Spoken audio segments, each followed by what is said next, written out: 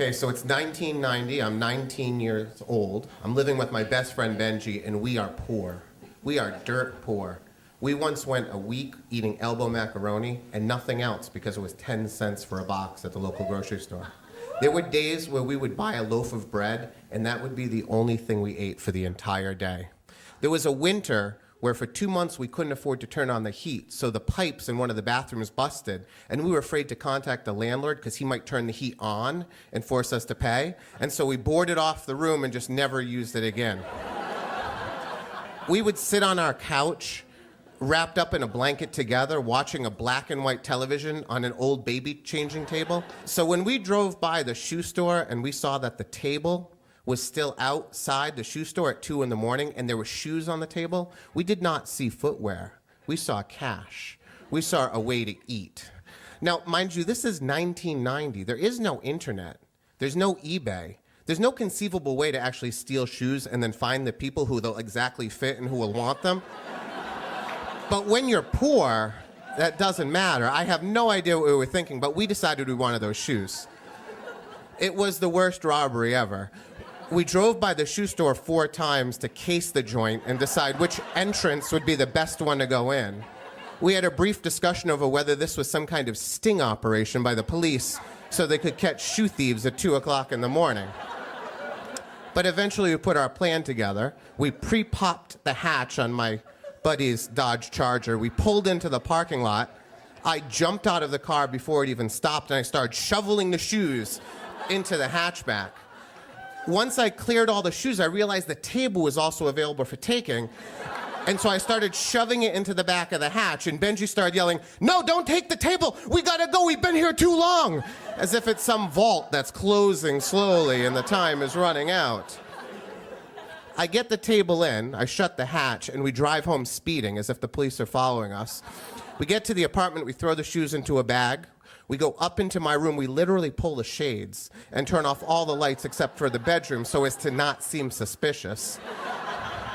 We dump the shoes out, and immediately we realize there's 2 problems. First, they're all children's shoes. Now, the store is called Kids Shoes, but that did not occur to us when we were thinking about police stings and good entrances. The other problem is they're all left-footed shoes. So we now have to find children willing to buy stolen shoes who only have left feet. We realize this is not going to happen because we're very smart people, and so we take all the shoes and we shove them in this Harry Potter-like cupboard we have under the stairs and forget about them.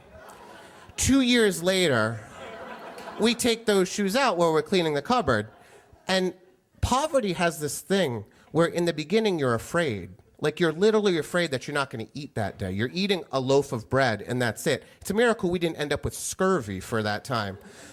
And after a couple years, you realize you're still in poverty, but you're going to survive no matter what. And you get more brazen, and you get more self-confidence. And so we decide we're going to return the shoes. And so we put them in a box, and we wrap it with wrapping paper. We put a note on it that says, "Dear Shoe People, we feel bad about something we did 2 years ago. We would like you to take the shoes back. And if you can leave us a sign showing your acceptance and forgiving us, we would appreciate it." And then we signed it, Benji and Maddie.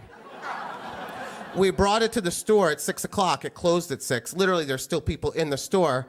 We walk up, we put it on the front step, and we leave. 2 days later, we come back to see if they've left us a sign. And they did. On the front window, there on notebook paper, there's a smiley face. It's red and yellow, and above the 2 eyes, there are eyebrows. And the eyebrows consist of 2 words, Maddie and Benji. We had been forgiven. Now, we didn't return the table. The table replaced the baby changing table so that we didn't have to look at the black and white TV up here. We were able to look at it at eye level. It was a table about up to your knees. And when Benji and I were parting our separate ways, he was going to Connecticut for a job at Travelers. I wanted to go with him, but I was actually on trial for grand larceny for a crime I did not commit and was later exonerated for. But I couldn't leave the state, so I was about to move into my car. And so as we were dividing our items, we had a draft. There was a bottle of champagne and the table. And since I was moving into my car, I didn't really have a use for the table, so I took the champagne and toasted my last evening over an actual roof. And Benji took the table with him. Where is that table today? If you go to Benji's home in Connecticut and you go into his mudroom, you'll find that table right underneath the coat hooks.